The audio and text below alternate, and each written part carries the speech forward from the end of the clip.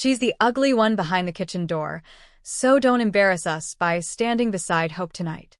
That sentence was whispered about Ivy by her mother, Jocelyn, at a family reunion inside their small restaurant in Mississauga, while her beautiful sister stood near the front counter, like she owned the whole place. 30 minutes later, a stranger in a charcoal coat walked in, and the entire family froze when he asked why the woman they kept hiding was not already an official partner. Before we step into the story, let me ask you something first. Have you ever been treated like background while doing most of the work? Right, present, and the city you're watching from the comments, especially if you're watching from Canada. For everyone who has liked and subscribed, I pray that God gives you strength, opens better doors for you, and surrounds you with people who truly see your worth. Now listen carefully, because this reunion started with one cruel nickname and ended with my family realizing the person they hid was the reason they still had a business. My name is Ivy, and for most of my life, my family didn't really call me by my name. They called me the quiet one, the plain one, the kitchen one, and when they thought I wasn't listening, they called me the ugly one. I grew up in Mississauga, Ontario, in a family that owned a small restaurant tucked into a plaza not far from Hurontario Street. It wasn't fancy. It had a faded red sign, a front window that fogged up every winter, and a parking lot that always looked half-frozen from November to March. But to me, it was home. The restaurant was called Maple Harbor Kitchen. My dad, Victor, liked the name because he said it sounded Canadian enough, but still cozy. My mom, Jocelyn, said it made people think of breakfast, comfort food, and families. We served roasted chicken, soups, pies, sandwiches, pasta, weekend brunch plates, and the kind of home-style meals people ordered when they were too tired to cook after work. My parents started the place when I was 9. Back then, I used to sit at the corner table after school with my homework open, listening to the dishwasher rumble and the bell over the door ring every few minutes. My older sister, Hope, sat in the front booth taking selfies with customers' kids and getting complimented by everyone who walked in. Hope was the pretty one. Everyone said it openly. She had soft waves of blonde hair, clear skin, a bright smile, and that kind of confidence that made strangers pay attention before she even said anything. When customers came in, my mother would pull Hope forward and say, "This is our beautiful daughter. She'll be the face of this place one day." Then she would look at me and say, "Ivy helps in the back." At first, I didn't understand the difference. Helping in the back sounded important to me. The back was where the food was made. The back was where the soup simmered, where the pies cooled, where the inventory was counted, where the receipts were sorted, where the suppliers called before sunrise to ask if we wanted chicken, potatoes, flour, or tomatoes that week. But the older I got, the clearer it became. Hope was introduced. I was mentioned. Hope was photographed. I was cropped out. Hope was praised for the food. I was told to keep the kitchen clean. When I was 15, my dad started asking me to help with supplier orders because he said I was good with numbers. When I was 16, I was doing inventory sheets after school. When I was 17, I redesigned our lunch menu because our margins were terrible and my dad didn't understand why we were always busy, but still short on cash. By the time I was 24, I knew more about that restaurant than anyone in my family. I knew which soup sold best on cold Mondays. I knew which menu items wasted too much prep time. I knew which supplier quietly raised prices every quarter and which one gave us better produce if I called before 7 a.m. I knew how to calculate HSD, how to prepare payroll summaries, how to track expenses for the accountant, how to adjust recipes so the food stayed consistent even when ingredient prices jumped. Hope knew how to stand near the front window and smile. But in my family, that mattered more. My mother used to say, "People eat with their eyes first, Ivy." That's why Hope belongs in the front. I would force a small laugh and pretend it didn't hurt. "What about me?" I asked once, during a slow afternoon when rain was tapping against the windows and the restaurant smelled like coffee and roasted garlic. My mother looked me up and down, not in a hateful way exactly, but in that casual, cruel way that was worse because it felt so normal to her. "You have other strengths," she said. That was it. Other strengths. Not beauty. Not charm. Not presence. Other strengths. My dad wasn't as direct as my mother, but he was not much better. Victor was the type of man who avoided emotional conversations by pretending he had something urgent to fix. If my mother said something that made me go quiet, he would look at the fryer or the schedule or his phone. Once, when I asked why Hope was the only one in our restaurant's social media photos, he said, "Ivy, don't make everything personal. Your sister draws people in. You keep things running. Both roles matter." But only one role got applause. Only one role got thank you cards from customers. Only one role got called the future of Maple Harbor Kitchen. Mine got hidden behind a swinging kitchen door. I tried not to become bitter. I honestly did. I told myself every family had roles. Hope had always loved attention, and I had always liked systems. She was good with people, and I was good with work that nobody noticed until it stopped getting done. So I worked. I worked through college while studying business administration at a campus in the GTA. I would take the GO bus, sit in class half awake, come back, tie my hair up, and jump into the dinner rush. On weekends, I tested recipes in the kitchen after closing, trying to improve the menu without making food costs explode. The maple roasted chicken? That was mine. The creamy mushroom soup people ordered all winter? Mine. The Sunday berry pancakes that got us a small feature on a Mississauga food blog? Mine. The supplier spreadsheet that saved us almost 15% in costs one year? Mine. The tax folders organized by quarter because my dad kept misplacing receipts? Mine. But whenever customers said, "Hope, your food is amazing," she would smile and say, "Thank you, I put a lot of love into this place." And I would stand near the kitchen pass with a towel in my hand, trying to swallow the lump in my throat. The first time I heard the nickname clearly, I was 26. It was a Friday evening in January, the kind of cold that made everyone rush in with red noses and heavy coats. The restaurant was packed because a snowstorm had started earlier than expected, and people were stopping for takeout on their way home before the roads got worse. I had been in the kitchen since 6 a.m. because one of our prep cooks called in sick. I chopped onions until my eyes burned, handled a delivery issue with our produce supplier, fixed a payroll mistake, and covered the soup station through lunch. By dinner, my back hurt so badly I had to lean against the counter for a second between orders. Hope came in around 5 wearing a cream sweater, gold earrings, and boots that had never touched slush in their life. "Mom says the front looks dead," she said, glancing at the kitchen like she had entered the wrong building. "Can someone wipe the counter? I'm going to film a quick story." I looked at her. "We're slammed, Hope." She made a face. "Ivy, it takes 2 seconds. We have 8 tickets up." She rolled her eyes. "You're always so intense." Before I could answer, my mom walked in from the dining room. Jocelyn was wearing her usual black blouse and a long necklace, her hair sprayed into place even during a snowstorm. She looked at Hope, then at me. "Ivy, wipe the counter for your sister," she said. "I'm cooking the Wilson order," I said. "They've been waiting 20 minutes. My mother's expression tightened. "Don't be difficult." "I'm not being difficult. I'm working." Hope gave this tiny laugh, like I was embarrassing myself. That laugh hurt more than the words. My mother stepped closer and lowered her voice, but not enough. "Hope is trying to bring customers in. You standing back here with that angry face isn't helping anybody." My hands were greasy. My apron had flour on it. My hair was tied in a messy knot because the kitchen was hot and the dining room was freezing every time the door opened. I knew I didn't look polished. I knew I didn't look like Hope. But I also knew that if I walked out of that kitchen, orders would crash. Still, I wiped the counter. I wiped it while Hope adjusted her hair on her phone screen. I wiped it while she filmed herself saying, "Snowy night at Maple Harbor Kitchen.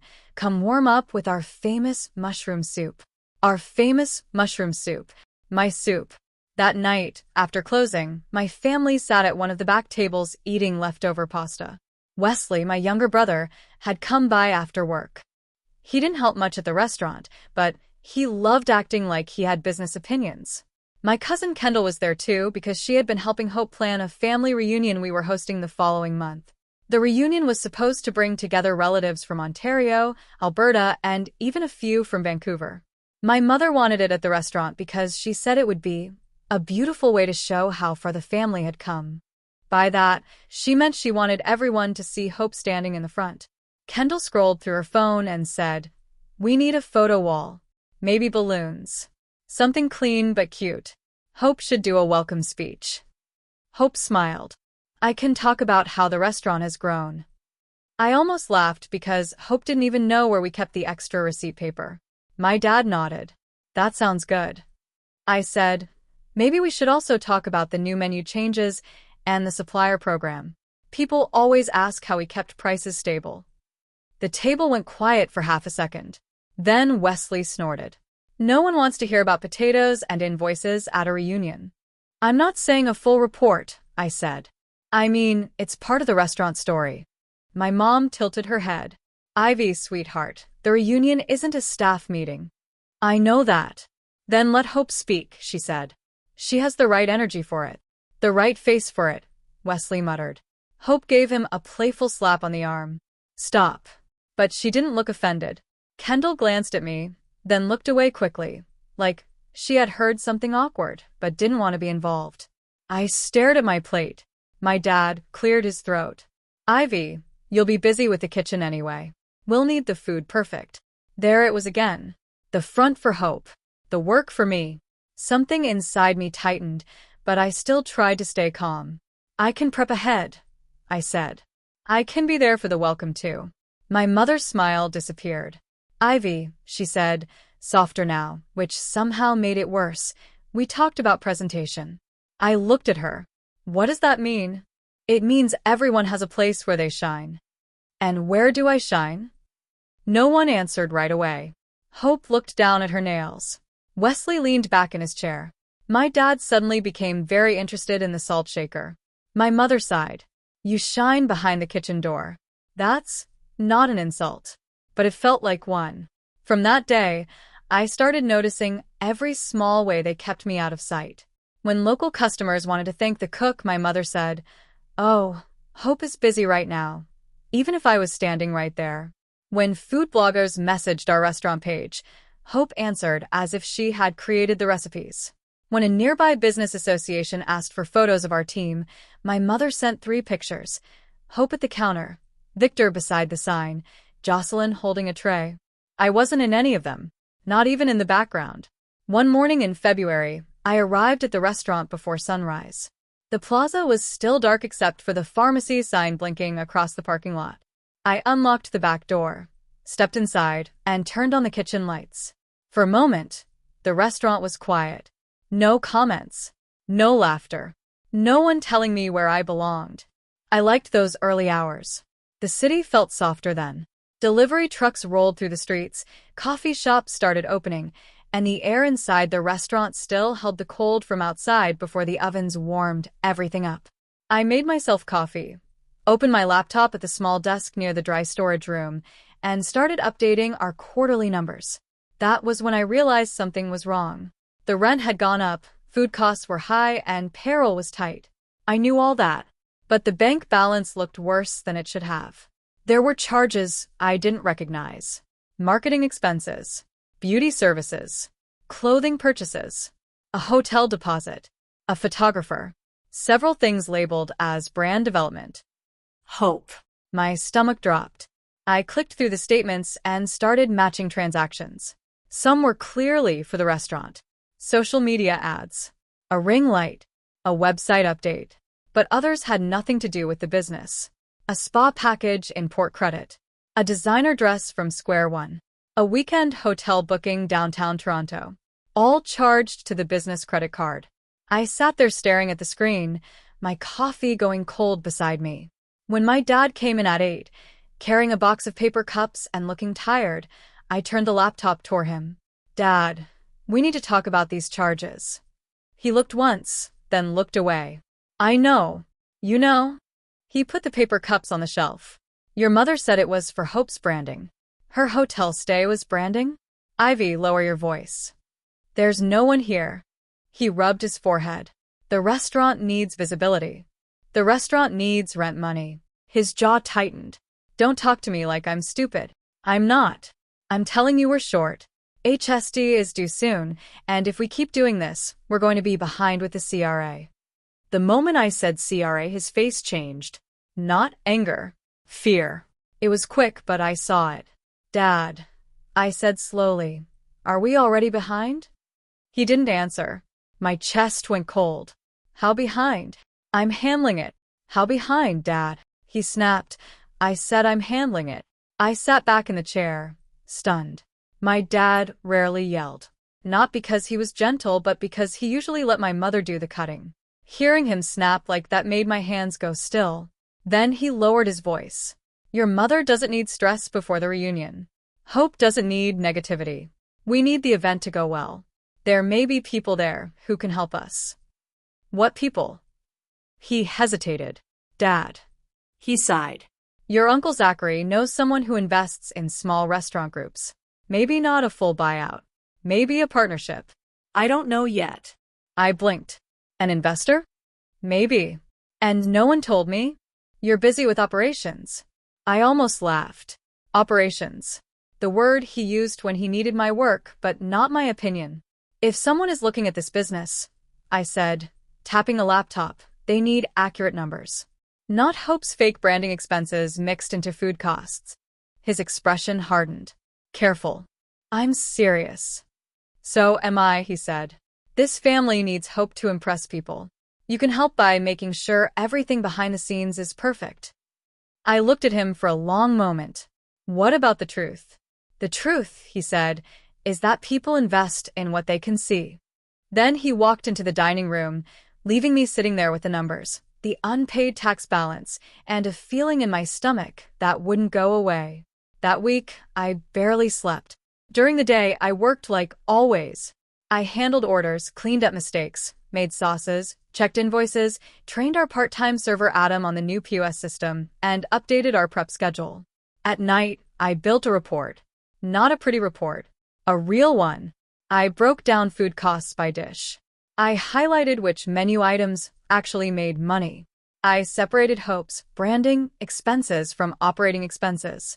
I showed supplier price trends, seasonal menu adjustments, labor hours, prep waste, customer retention, catering potential, and the new ordering system I had created. I also included recipes. Not exact secret measurements for everything because I still had some sense of caution, but enough to show that the restaurant had more value than my family understood. I included the maple roasted chicken process, the soup-based structure, the brunch rotation, and the weekly prep plan that reduced waste. On the cover page, I typed, Operational Review, Maple Harbor Kitchen, prepared by Ivy. Then I stared at my name, prepared by Ivy. It looked small on the screen, but it felt huge to me. One evening, Adam stayed late to help close. He was in his early 30s, quiet, practical, and much better at noticing things than people gave him credit for. He had worked in restaurants around Toronto before moving to Mississauga, and he understood systems better than my family did. He saw me printing pages near the office and said, Is that the report you've been building? I froze. What? He smiled a little. I'm not blind, Ivy. You've been buried in spreadsheets for days. It's nothing. That looks like more than nothing. I hesitated, then handed him a few pages. He leaned against the counter and read silently. His face changed as he moved through the pages. At first, he looked curious, then serious, then impressed. Who made this? He asked. I did. No, I mean all of it? Cost breakdowns, recipes, supplier ratings, staff schedules. Yes. He looked up. Ivy, this is what chain restaurants pay consultants to build. I didn't know what to say. Praise made me uncomfortable because I wasn't used to receiving it without a hidden insult attached. Adam tapped the page. Does your family know how good this is? I gave a tiny laugh. My family thinks I'm good at chopping onions. I'm not joking. Neither am I. He studied me for a second. If there really is an investor coming, don't let them present this as Hope's work. My throat tightened. They wouldn't do that. Even as I said it, I knew I didn't believe myself. Adam's expression softened. Keep copies. I have them on my laptop. Not enough. Email them to yourself. Save them somewhere else. Put your name in the document properties. Keep dated drafts. I looked at him. Why are you saying this like I'm going to court? Because families get weird when money shows up. That line stayed with me. Families get weird when money shows up. So I did what he said. I saved copies. I emailed the report to myself. I printed one full version and placed it in a blue folder. I kept supplier emails, recipe drafts, tax summaries, and old menu versions showing my edits. I didn't know exactly why I was doing it, but something inside me said I would need proof one day. At the same time, the reunion planning became more intense. Hope treated it like a red carpet event. She ordered a pale blue dress, booked a makeup artist, and made mood boards for the restaurant decor. My mother talked about lighting, flowers, and what angle would make the front counter look more elegant in photos. No one talked about the unpaid HST. No one talked about the rising rent. No one talked about who would actually cook for 60 relatives and a possible investor. That part was assumed. Me. A week before the reunion, I walked into the restaurant and saw Hope taking pictures with my recipe binder. My actual binder. The one with handwritten notes, adjustments, prep timing, sauce ratios, and messy little comments I had written over the years. She had placed it on the front counter beside a cup of coffee and a small vase of flowers. "What are you doing?" I asked. She looked up from her phone. "Content." "With my binder?" "Our binder." "No," I said, walking closer. "My binder." She laughed like I was being dramatic. "Ivy, it's for the restaurant. That doesn't mean you can use it as a prop." My mother came out of the dining room, holding a roll of ribbon. "What's going on?" "Ivy's being weird about the recipe book," Hope said. "I'm not being weird. Those are my notes." Jocelyn looked at the binder, then at me. "The recipes belong to the family business. I created most of them, and the family business gave you a kitchen to create them in." I stared at her. That sentence hit me hard, not because it was loud, because it showed me exactly how she saw me. Not as a daughter who had built value, as someone who should be grateful she was allowed to work. Hope picked up the binder and hugged it to her chest in a fake playful way. "Don't worry, Ivy. I'll tell people my mysterious kitchen goblin helped." My face burned. "Hope." What? "It's a joke. It's not funny." She tilted her head. "You really need to learn how to take a joke. This is why Mom doesn't want you talking too much at the reunion." My mother didn't correct her. That hurt even more. I walked over, took the binder from Hope's hands, and held it against my chest. For 1 second, nobody spoke. Then my mother's face changed. "Ivy," she said slowly, "don't start acting possessive right before an important event." "Possessive?" Yes. "This attitude is exactly why we don't put you in front of people."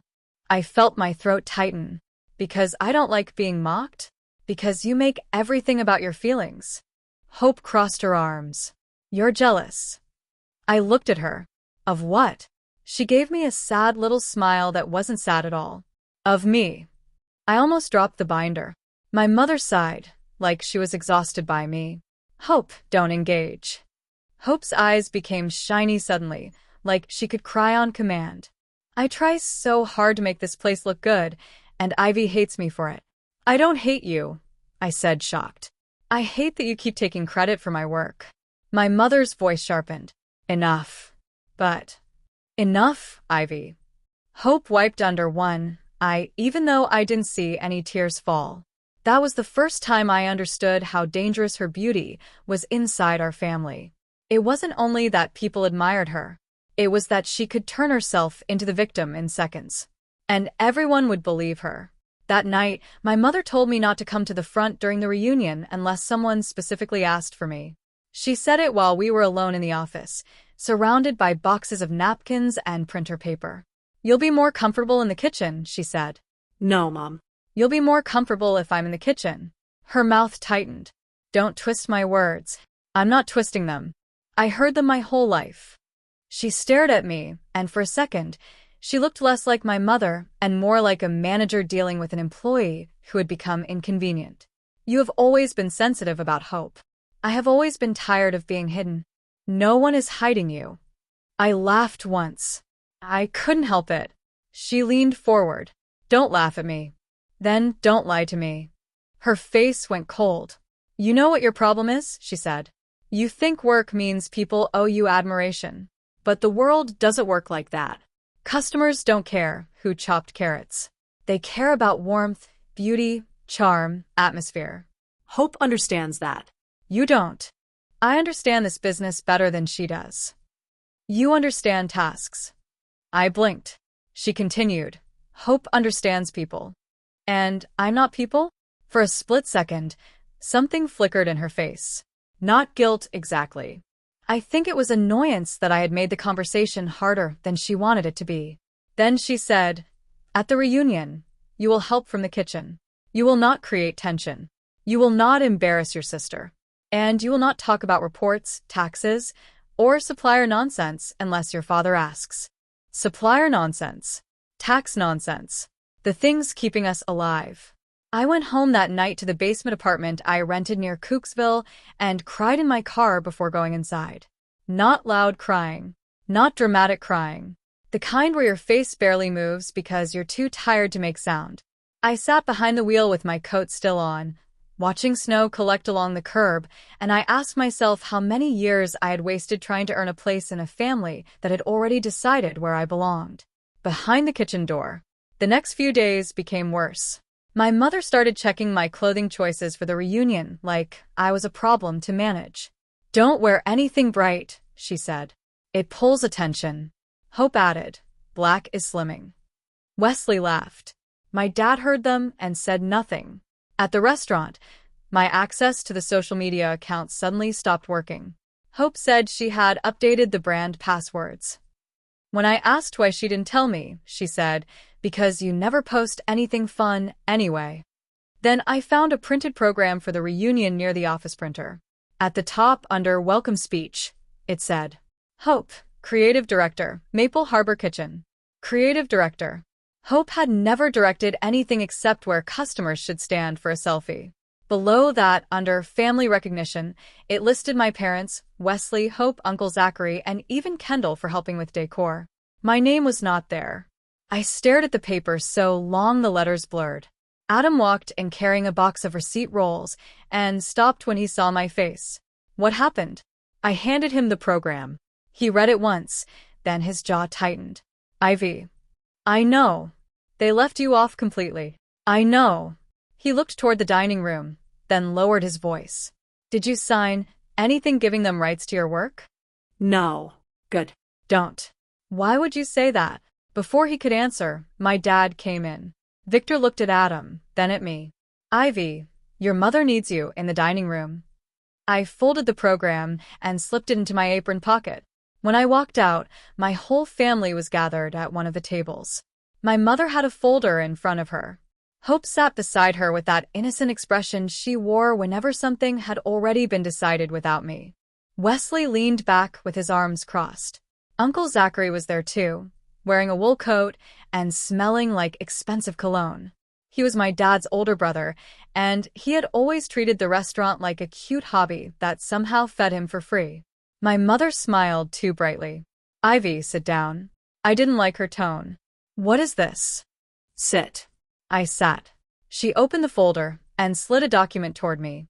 We're organizing things before the reunion, she said.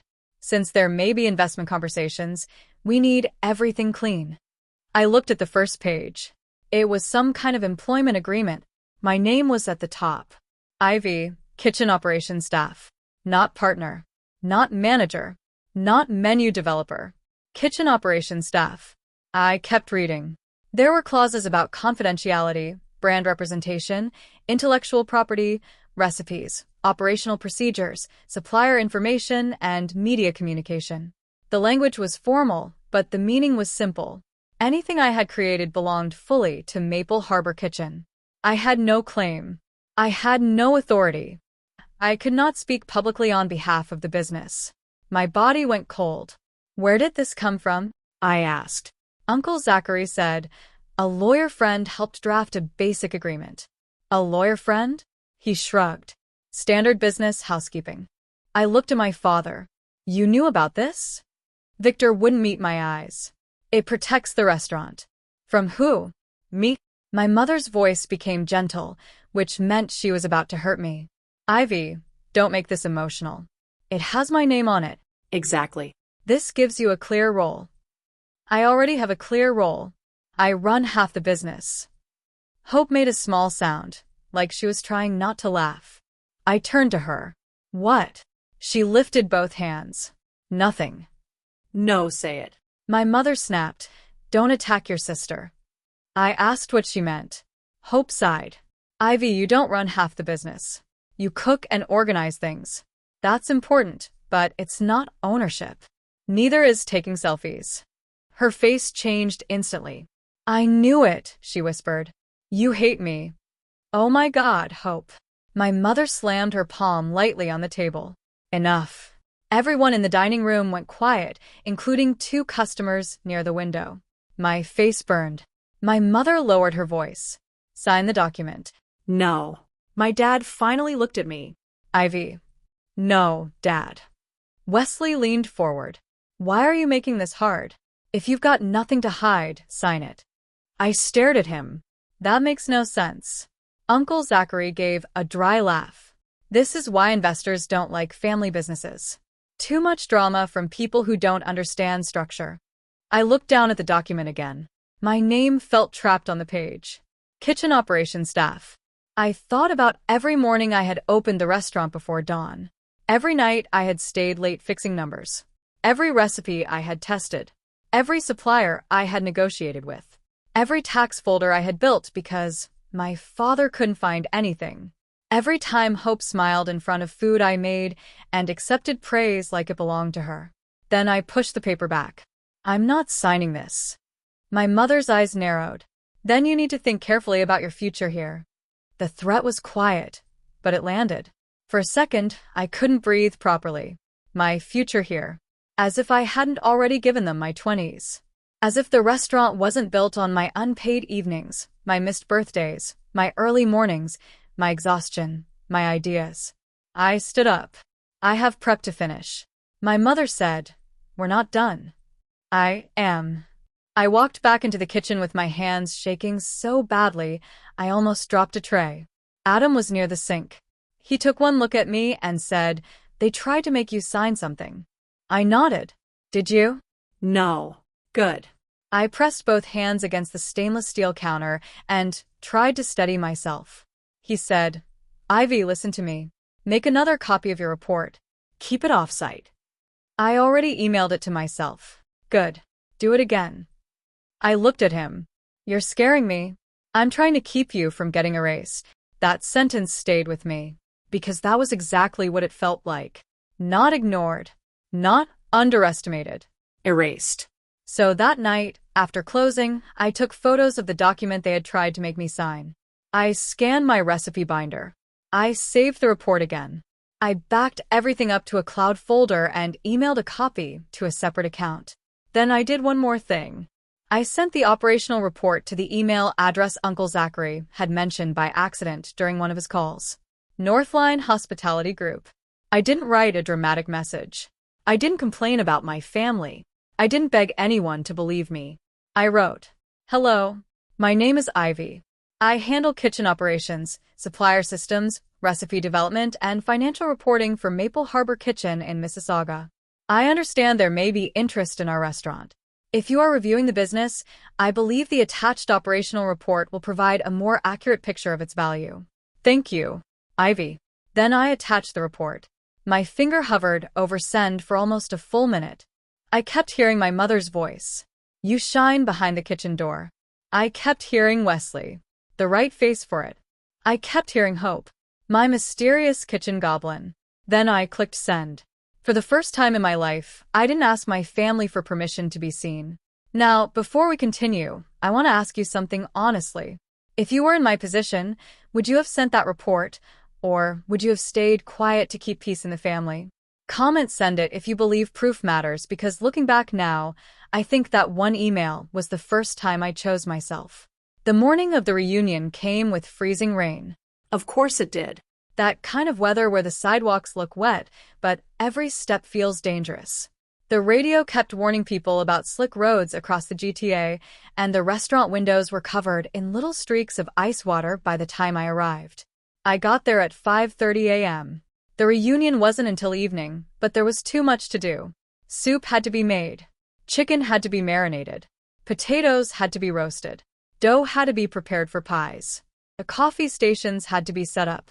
Tables had to be rearranged. The private family dinner needed to feel like a celebration, even though I already felt like I was walking into a trap.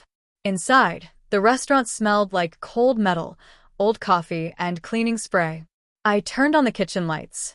For a few minutes, I worked in silence. Chop. Stir. Label. Stack. Check. It was easier to move than to think. By 9, Adam arrived with extra cream and butter because one of our suppliers had messed up the delivery. He didn't say much. He helped unload, looked at the prep sheets, and said, "You've got this." I almost cried at those 3 words, not because they were big, because they were normal, because no one in my family ever said them to me. By noon, Hope arrived with my mother. Hope looked like she had stepped out of a winter lifestyle ad. Her hair was curled perfectly, her makeup was soft and glowing, and she wore a pale blue dress under a white coat. My mother kept touching her shoulder proudly, guiding her around the dining room like she was presenting a diamond. "Ivy," my mother called when she saw me carrying a tray of roasted vegetables. I stopped. She looked at my black sweater and apron. "That's what you're wearing?" "I'm cooking." We talked about appearance. "I'm in the kitchen." "Exactly," she said. "Stay there unless we need you." Hope gave me a quick smile. "You look tired." "I've been here since 5:30. She blinked like the information had no meaning. "Well, tonight is important. Try not to look miserable if you come out." I wanted to say so many things. I wanted to say you would look tired too if you did any actual work. I wanted to say this reunion only exists because I spent 2 weeks making sure we could afford it. I wanted to say you are standing on a floor I mopped, smiling beside food I made, waiting for praise you didn't earn. But I didn't. I carried the tray into the kitchen. Around 4, relatives started arriving. The restaurant filled with coats, laughter, perfume, wet boots, and loud voices. People I hadn't seen in years hugged my parents and told Hope how beautiful she looked. Someone said she should be on television. Someone else said the restaurant must be doing well because the place looked so professional now. Hope laughed and said, "We've worked so hard." We. I was behind the kitchen pass, plating appetizers. My cousin Kendall came in wearing a green dress and carrying a box of place cards. She paused when she saw me. "Hey," she said softly. "Hey. You okay?" I gave her a look. She winced. "Stupid question. At least you know." She shifted awkwardly. "For what it's worth, the food smells amazing." "Thanks." She looked toward the dining room, then back at me. "Ivy, did you really create the new menu?" I stared at her. "You're asking now?" Her cheeks flushed. "I mean, I knew you helped, but Hope made it sound like she did it." Kendall didn't answer. That answer was enough. I turned back to the plates. "Enjoy the reunion." She stood there another second, then left. By 6, the restaurant was full. My dad gave a short welcome. My mother stood beside him, smiling proudly. Wesley made jokes near the drink station. Hope floated from table to table, collecting compliments like tips. Uncle Zachary kept looking at the front door, checking his phone every few minutes. The investor had not arrived yet. I knew because the energy in the room was waiting for someone. My family pretended it was only a reunion, but every adult at the main table understood there was something else underneath.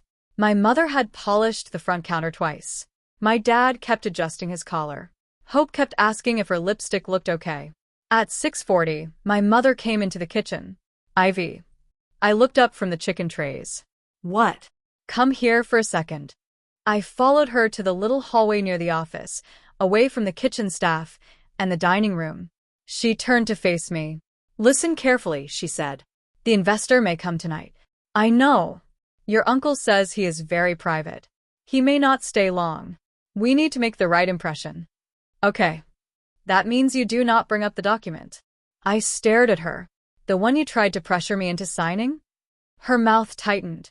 "Do not use that tone." "What tone should I use?" "The respectful one." I laughed quietly. I couldn't help it. Her eyes hardened. Ivy, I am warning you. Tonight is not about your feelings. When is it ever? This is about the family. I'm part of the family. You are acting against it. That made me pause. How? By being difficult. By refusing to sign. By making Hope feel attacked. By sending tension through the house before an important opportunity. The house. She always called the restaurant the house when she wanted loyalty from me. I said, I didn't create the tension. I reacted to it. She leaned closer. Then she said the words from the hook, but this time I was close enough to feel every syllable. She's the ugly one behind the kitchen door, so don't embarrass us by standing beside Hope tonight. For a second, I forgot where I was. The noise of the dining room seemed to fade. Plates clink somewhere. Someone laughed near the bar. The kitchen fan hummed behind me, but all I could hear was that sentence. The ugly one. Behind the kitchen door. Don't embarrass us. I looked at my mother, and something inside me became very still. Not calm. Not peaceful. Still. Like a door had closed. You know I can hear you, right? I said. Her face shifted. For the first time, she looked a little caught. Then she straightened. Then hear this too. Do not ruin tonight. I nodded slowly. Not because I agreed. Because I finally understood there was nothing left to explain. When I walked back into the kitchen, Adam took one look at me and said, What did she say? I put on oven mitts. Nothing new. That bad. Worse. He looked like he wanted to say something, but a server called for help, and the rush pulled us apart. At 7, Hope gave her welcome speech.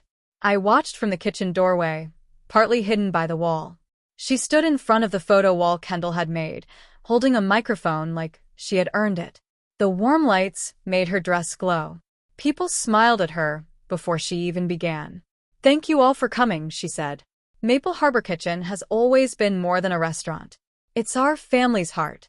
Everyone clapped. I wiped my hands on my apron. Hope continued. Over the years, we've grown, changed, and created recipes that bring people together. I'm so proud of what we've built. I felt my jaw tighten. We built. My mother looked at Hope like she was watching royalty. My dad looked nervous, but proud. Then Hope said, and I especially want to thank Mom and Dad for trusting my creative direction and letting me help shape the menu and the customer experience. There it was. The theft. Not loud. Not dramatic. Not illegal sounding. Sweet. Pretty. Polished. People clapped again. My ears burned. Adam came to stand beside me quietly. He whispered, Don't react here. I know. She's putting it on record. I know. He looked at me. Did you keep copies? Yes. Good. After the speech, my mother came back into the kitchen with a tight smile. Bring out the maple chicken yourself, she said. I looked at her, surprised. You want me out there? Only for a second. Uncle Zachary wants the investor to see the food coming fresh from the kitchen. Don't talk unless someone asks you something. I almost laughed. They wanted my labor visible but not my voice. I carried out the tray. The dining room smelled like roasted chicken, butter, rosemary, coffee, and winter coats drying on chair backs. Conversations softened as I passed between tables because the food looked good. I heard someone say, That smells incredible. Someone else said, Hope really outdid herself. My hands tightened around the tray. Hope stood near the main table, glowing. Oh, Ivy, she said brightly, as if we were best friends. Put it here. I placed the tray down. A relative from Alberta smiled at me. You must be one of the staff. Before I could answer, Hope laughed. This is my sister Ivy, she said. She's our kitchen girl. Kitchen girl. I was 27. I had a degree. I ran the numbers that kept the place open. Kitchen girl. Some people laughed politely because they thought it was affectionate. It wasn't. Then Wesley, already holding a drink, added, Every family business needs someone behind the kitchen door. My mother shot him a look, not because she disagreed, but because he had said the quiet part too loudly. Hope smiled wider. We love her. She keeps things running where people don't have to look. A few people laughed again. I felt heat crawl up my neck. My dad said, Hope. but too softly. Always too softly. Then Uncle Zachary stood. Before dessert, he announced, "We may have a special guest joining us." The room shifted. My mother straightened. Hope touched her hair. My dad swallowed. Uncle Zachary smiled like a man who had arranged something impressive. "A gentleman from Northline Hospitality Group has shown interest in small independent restaurants with strong community roots. Nothing official, of course, but tonight could be the beginning of a very exciting conversation." Relatives murmured. Hope looked down, pretending to be humble. My mother whispered, "Stand tall, sweetheart." I was still beside the table with the empty tray in my hands. No one told me to stand tall. My mother glanced at me. "Ivy, kitchen." One word, a command. I turned around. But before I reached the kitchen door, the bell above the front entrance rang. The whole room seemed to look at once. A man stepped inside, shaking rain from a dark umbrella. He was tall, probably late 30s or early 40s, wearing a charcoal coat over a navy suit. His hair was dark, his face calm, and his expression careful in a way that told me he noticed everything. Not flashy, not loud, not like someone trying to impress a room. He closed the umbrella, looked around the restaurant, and removed his gloves. Uncle Zachary moved first. "Xavier," he said warmly. "You made it." So that was him. Xavier. The investor. My mother's entire face changed. Suddenly, she looked softer, brighter, almost younger. Hope stepped forward at once. "Welcome to Maple Harbor Kitchen," she said, giving him her best smile. "We're so happy you could come." Xavier looked at her politely. "Thank you." Uncle Zachary gestured proudly. "This is Hope, creative director, face of the business." Hope laughed lightly. "That sounds more official than it is." My mother said, "She's being modest." Xavier nodded once, but his eyes moved past Hope, past my mother, past my father, across the dining room. Toward me. I was standing near the kitchen door, still holding the tray. For one strange second, I wondered if I had spilled sauce on myself. Then he said, "And you are?" My mother answered quickly, "That's Ivy. She helps in the kitchen." Xavier looked at me more closely. "Ivy," he repeated. The way he said my name made the room feel different. Not dismissive. Not annoyed. Like my name belonged in the conversation. I swallowed. "Yes." He turned to Uncle Zachary. "This is Ivy?" Uncle Zachary's smile flickered. "Yes, yes, Victor's other daughter. As Jocelyn said, she handles back-of-house support." Back-of-house support. Xavier's expression did not change, but something in his eyes sharpened. He looked at my father. "Is Ivy part of tonight's business discussion?" My dad froze. My mother laughed lightly. "Oh, she's very busy with the food.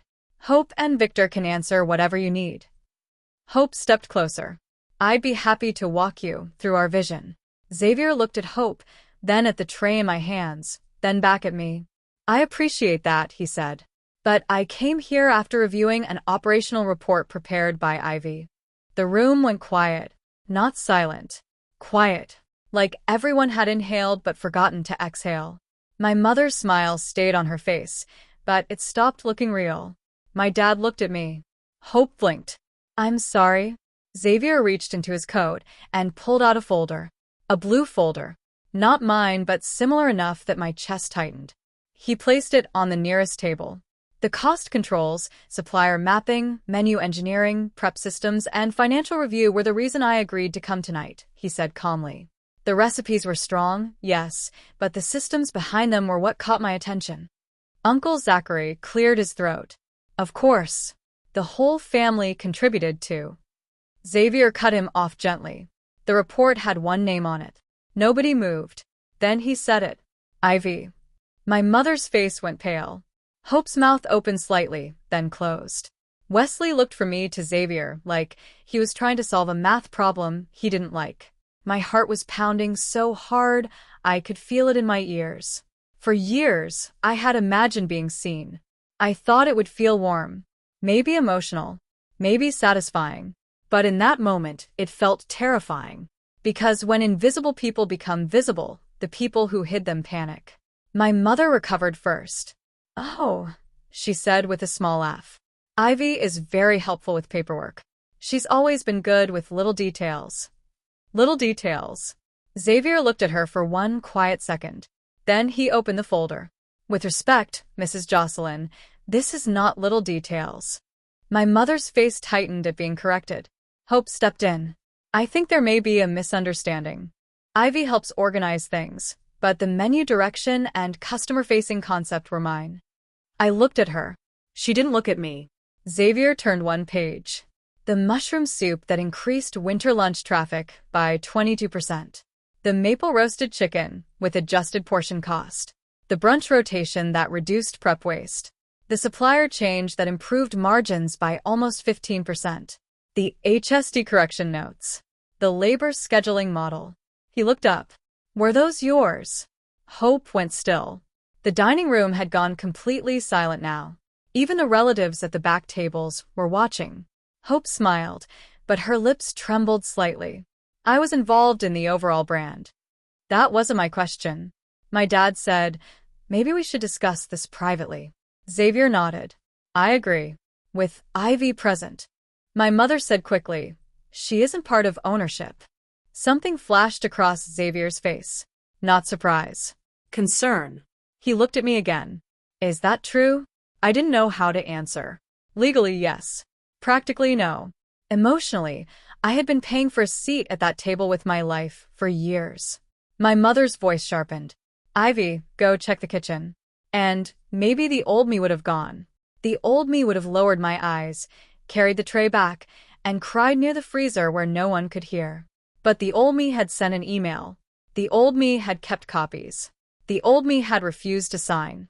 So I stood there, still holding that empty tray.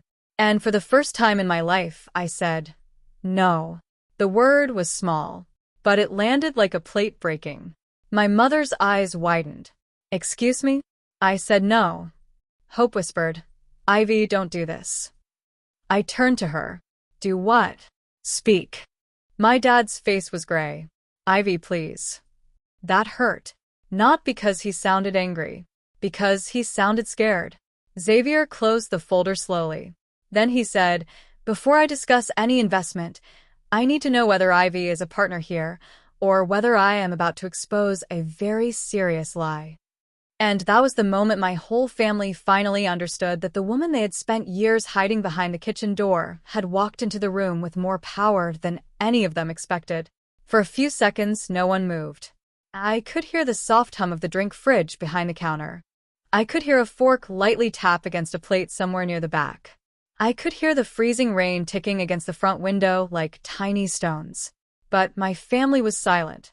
My mother's hand gripped the edge of the table. Hope's face had lost its glow. My dad looked like someone had pulled him into a room he had spent years avoiding. Xavier looked at me, not at them. Ivy, he said calmly, did you prepare the report I reviewed? I swallowed. Yes. Did you create or develop the recipes described in it? Yes. Did you build the supplier and cost systems? Yes. Did you authorize anyone else to present that work as theirs? My eyes moved to Hope. Her lips parted. My mother cut in quickly. This is ridiculous. Ivy is being emotional. She helps, yes, but this is a family business. Everything belongs to the family. Xavier didn't raise his voice. That may be how your family talks about it. It is not how investors talk about it. A few relatives murmured. Uncle Zachary stepped forward. Maybe we should take this to the office. No, I said. Everyone looked at me. My voice shook, but I kept going. No more back rooms. No more kitchen corners.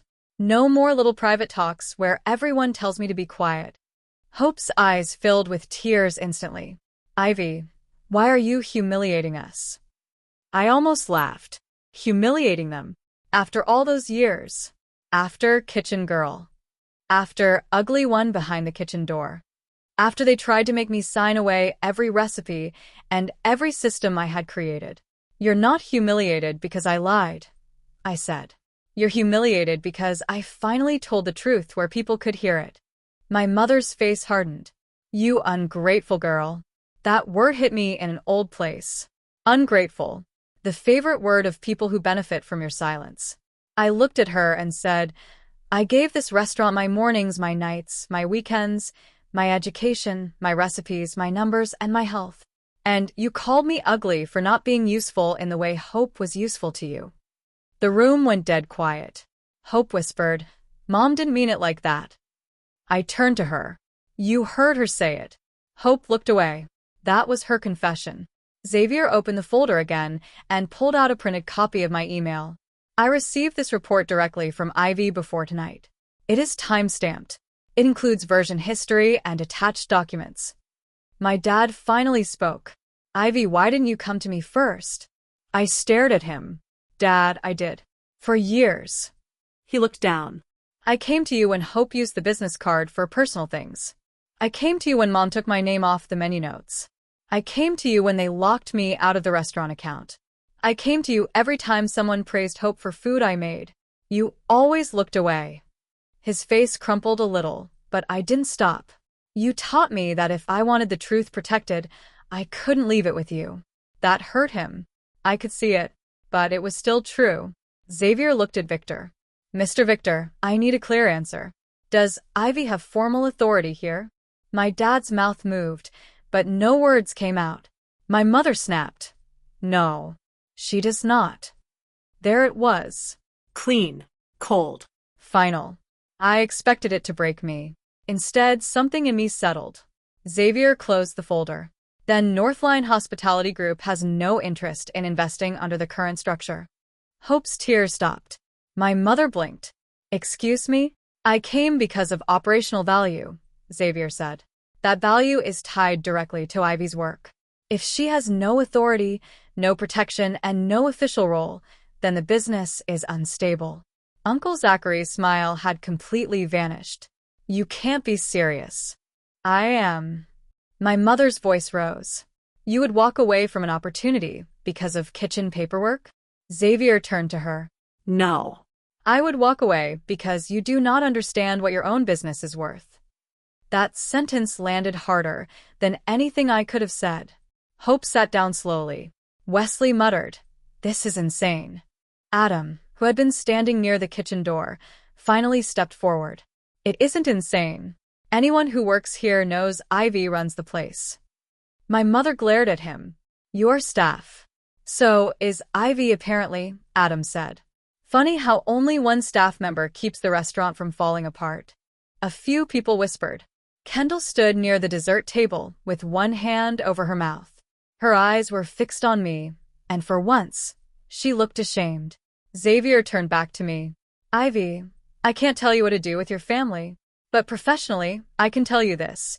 Your systems have value outside this restaurant. My heart thudded. Outside this restaurant.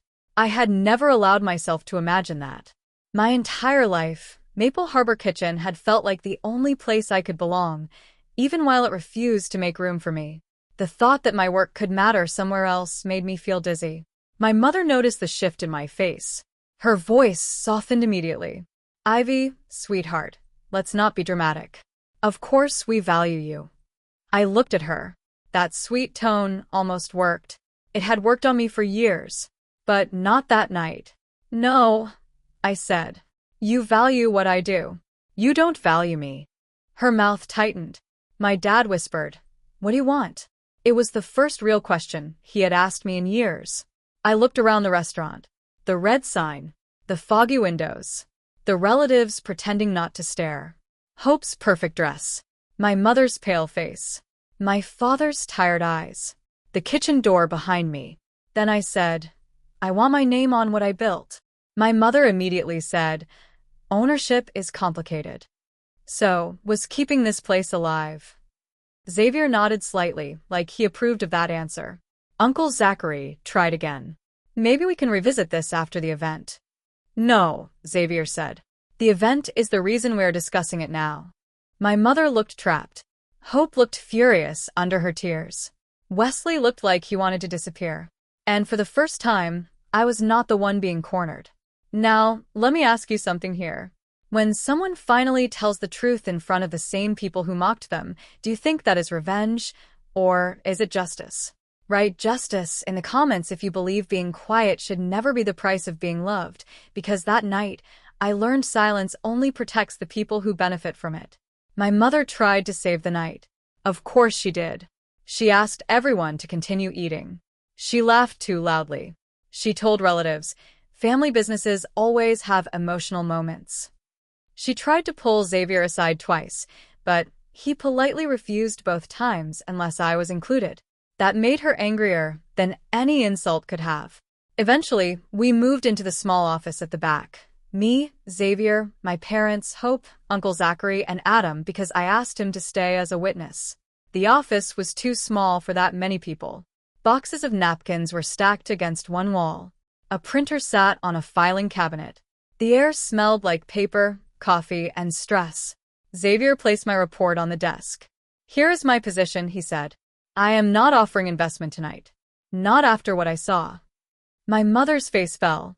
"But," he continued, "I would be willing to continue discussions if Ivy is made an official partner with documented authority over operations, menu development, and supplier systems." Hope let out a sharp laugh. "You're joking." Xavier looked at her. No. "She doesn't even talk to customers. She doesn't need to. She built the product and the system." Hope's cheeks flushed. "I built the brand." I finally turned to her. "You built an image on top of my work." She looked like I had slapped her. My mother stepped in.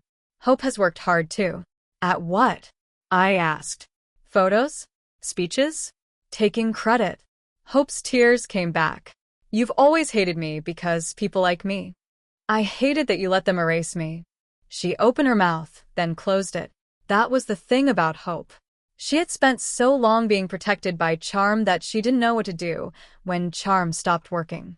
My father sat heavily in the office chair. "Ivy," he said quietly, "why didn't you tell me it was this bad?" I felt a sad smile pull in my mouth. "Because every time I did, you called it drama." He put his hand over his face. For the first time, I saw him not as the owner, not as my father, not as the man who avoided conflict, but as someone weak who had let stronger personalities decide what truth was allowed in his house. And I hated that I still loved him. Xavier said, "There is another issue." He pulled out the employment agreement they had tried to make me sign. My mother's eyes widened. "Where did you get that?" I said, "I took photos." Her face went red. "You had no right." I had every right. My name was on it. Xavier scanned the pages. This agreement would have assigned Ivy's existing and future work to the business, while limiting her ability to claim authorship or speak on behalf of operations.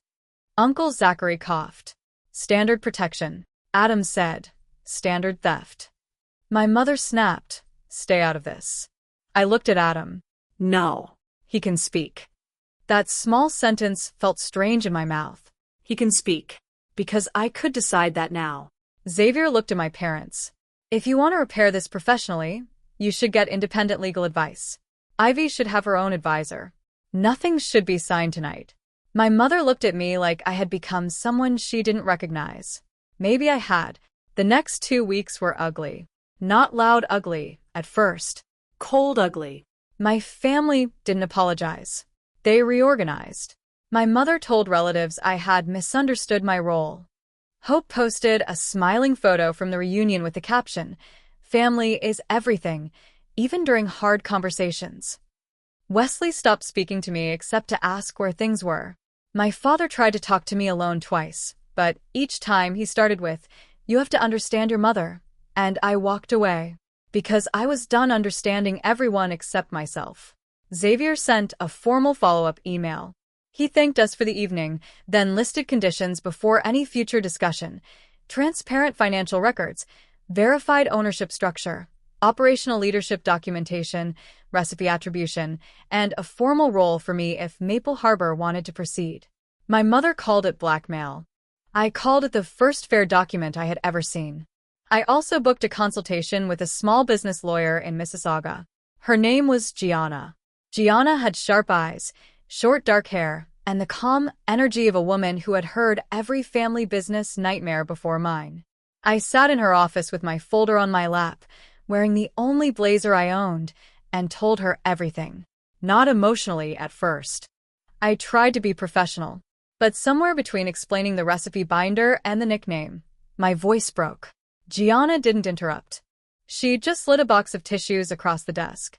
When I finished, she said, "Ivy, I'm going to be very direct. You may not have ownership yet, but you have leverage." I wiped my face. What kind of leverage? Documented authorship. Operational dependency. Investor interest tied to your work. Evidence they attempted to get you to sign away rights under pressure. And, frankly, a business that may not function without you. I stared at her. She continued, "Do not sign anything without review. Do not hand over original recipe notes. Do not delete emails. And decide what you want before they decide for you." What if what I want destroys my family? Gianna leaned back slightly. No, Ivy. The truth does not destroy a family. It reveals what was already broken. I left her office feeling scared, but not helpless. That was new. Over the next month, I reduced my hours at the restaurant. Not completely. I wasn't ready to abandon it overnight. But I stopped doing unpaid work at midnight. I stopped answering supplier calls on my days off. I stopped fixing Hope's mistakes quietly. I stopped covering for my dad when paperwork was late. And everything started cracking. The mushroom soup tasted different when another cook followed Hope's vague instructions instead of my actual process. The supplier order was wrong twice. A catering request for a local office near Square One almost fell apart because Hope promised a menu we didn't have ingredients for. The HST payment deadline came, and my dad couldn't find the correct folder because I had always prepared it. My mother called me at 10:40 p.m. one Thursday. "Ivy, where are the quarterly summaries?" "At the restaurant." "Where?" "In the system." "What system?" "The one I built." She went quiet. Then she said, "Don't play games." "I'm not." "Ask Hope. She's creative director." My mother hung up. I cried after that call, but not because I regretted it. I cried because setting boundaries felt like grief. You don't just lose people when they leave you. Sometimes you lose the version of yourself that kept begging them to change. The final meeting happened in early spring. By then, the snowbanks in Mississauga had turned gray at the edges, and the air smelled like wet pavement. Xavier agreed to meet at the restaurant again, but this time during the day, with Gianna present as my advisor. My mother hated that. Hope hated it more. The meeting took place in the dining room before opening. No reunion crowd this time, but there were enough witnesses. My parents, Hope, Wesley, Uncle Zachary, Xavier, Gianna, Adam, and Kendall, who had asked to attend because she said she needed to understand what really happened. I arrived wearing a simple dark green blouse, black trousers, and a coat I had bought for myself after my first legal consultation. Nothing flashy. Nothing designed to impress Hope. But I felt different walking in. For once, I wasn't entering as the daughter they could send to the kitchen. I was entering as the person with the folder. Gianna placed documents on the table. Xavier placed his own notes beside them. My father looked exhausted. My mother looked offended. Hope looked beautiful and furious. Xavier began. Northline is prepared to discuss a minority investment only if Ivy is recognized as an operational partner. My mother immediately said, "We are willing to give her a title." Gianna smiled politely. A title without authority is decoration. Adam coughed like he was hiding a laugh. My mother glared at him. Gianna continued, "The proposal is straightforward. Ivy receives a documented ownership percentage, authority over operations and menu development, attribution for her recipes and systems, and protection from being removed without cause." Hope snapped. "So, she gets rewarded for embarrassing us?" I looked at her. No, Hope. "I get recognized for building what you were praised for." Her eyes flashed. "You think you're better than me now?" No. That was never the point. Then what is the point? I leaned forward slightly. The point is that I was never less than you. The words sat there between us. For the first time, Hope had no quick answer. My mother said, "You are tearing this family apart over pride." "No," I said. "I'm refusing to keep paying for your pride with my life." My father's eyes filled with tears. "Ivy," he said, "I'm sorry." The room went still. My mother turned sharply. Victor. But he didn't look at her. He looked at me. I should have protected you, he said. I saw more than I admitted. I let your mother handle things because it was easier. I let Hope take credit because I thought keeping peace mattered more than fairness. His voice broke. And I was wrong. I didn't forgive him in that second. Life isn't that simple. But something in my chest loosened. My mother looked betrayed. So now I'm the villain? Kendall spoke before anyone else could. Aunt Jocelyn, you called her ugly. My mother froze. Kendall's voice shook, but she kept going. At the reunion. I heard it. A lot of us heard it. We just pretended we didn't. Hope stared at Kendall. Why are you saying this? Because we all let it happen, Kendall said. And I'm ashamed. That was when Hope finally started crying for real. Not pretty tears. Angry, embarrassed tears. I didn't know it was this serious, she said. I looked at her sadly. Because it was never serious to you when I was the one hurting. The final agreement was not signed that day, but the decision was made. My father agreed to restructure.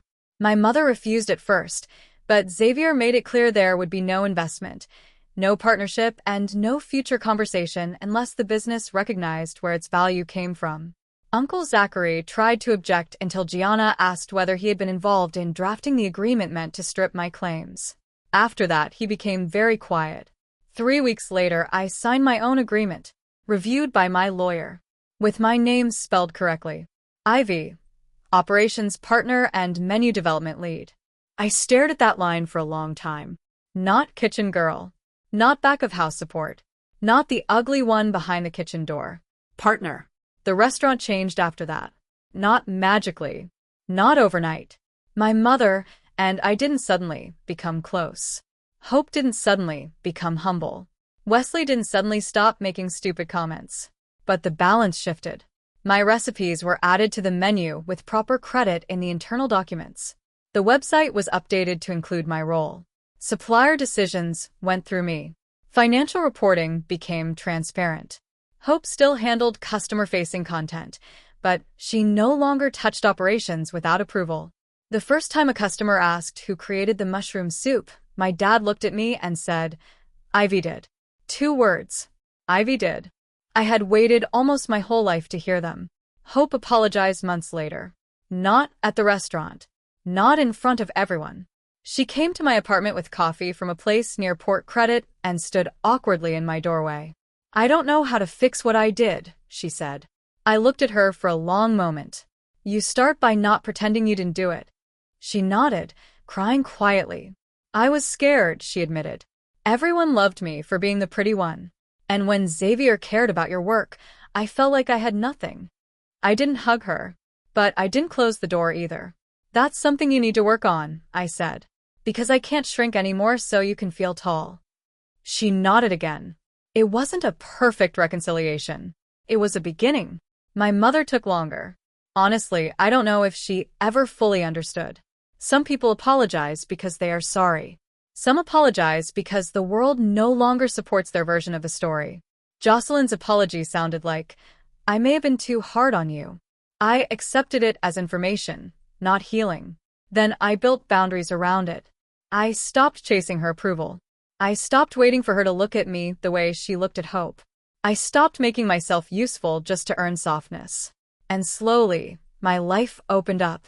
I started consulting for 2 other small restaurants in the GTA on menu costing and supplier systems. Xavier introduced me to owners who actually listened when I spoke. Adam became our full-time operations manager, and yes, over time he became someone I trusted outside work too. I won't turn this into a fairy tale and say love fixed everything, because it didn't.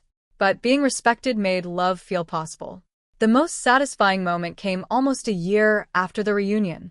Maple Harbor Kitchen was featured in a local business segment about family restaurants adapting after hard years. The reporter asked my mother what changed the business. For a second, Jocelyn looked toward Hope out of habit. Then she stopped. She looked at me. And in front of the camera, in front of my father, in front of Hope, in front of the customers eating lunch by the window, she said, the business had value because Ivy built the systems we ignored for too long. I didn't smile right away. I just breathed. Because sometimes victory doesn't feel like fireworks. Sometimes it feels like standing in the same room where people once erased you and hearing the truth finally take up space. So, here's my last question before I close the story. Have you ever had to prove your value to people who should have seen it first? Write Ivy did in the comments if the story reminded you that hidden work is still work and quiet people are not weak just because they don't fight loudly. From everything I went through, I learned that people can hide you, mock you, and use your effort, but they cannot make your value disappear forever. If you are always pushed behind the door while someone else takes credit for what you built, please remember this. One day, the right person may walk in and ask why your name is missing. If you've ever gone through something similar, or if you know someone who is treated like background while carrying the whole family, share your thoughts in the comments below. Don't forget to share this story with your friends, like the video, and subscribe so you don't miss the next stories. May God give strength to everyone who is learning to stand where they were once told they didn't belong.